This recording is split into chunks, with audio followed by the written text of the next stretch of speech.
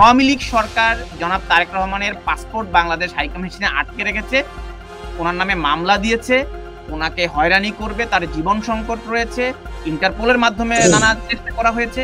কিন্তু এখন এই সরকার এসে তো তারেক রহমান সাহেবের বিরুদ্ধে মামলাগুলো প্রত্যাহার হয়েছে, আওয়ামী লীগ সরকারও এখন আর নাই, পাসপোর্টও হাইকমিশন আটকে রাখছে না। তো তাহলে তারেক রহমান সাহেব এখন বাংলাদেশে ফিরছেন না কেন? তার মধ্যে সাহেব তো বাংলাদেশে ফিরবেন, এখন ফিরবেন কখন? Wait and see. IPCO brand selects only the best products for our customers. Tarek Rahman সাহেব এখন দেশে আসছেন না কেন? আমরা বহুবার বিএনপির দায়িত্বশীল ব্যক্তিদের কাছে জানতে চেয়েছিলাম গত 17 বছর 2007 সালের পর থেকে যে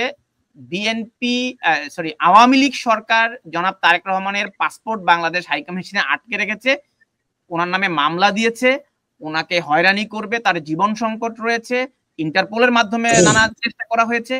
কিন্তু এখন এই সরকার এসে তো তারেক রহমান সাহেবের বিরুদ্ধে মামলাগুলো প্রত্যাহার হয়েছে, আওয়ামী লীগ সরকারও এখন আর নাই, পাসপোর্টও হাইকমিশন আটকে রাখছে না। তো তাহলে তারেক রহমান সাহেব এখন বাংলাদেশে ফিরছেন না কেন? তার মধ্যে সাহেব তো বাংলাদেশে ফিরবেন, এখন ফিরবেন কখন? Wait and see. সময় যে সময় আসবে সে সময় উনি চলে আসবেন, আর বেগম খালেদা জিয়ার চিকিৎসা শেষ হবে উনি চলে আসবেন।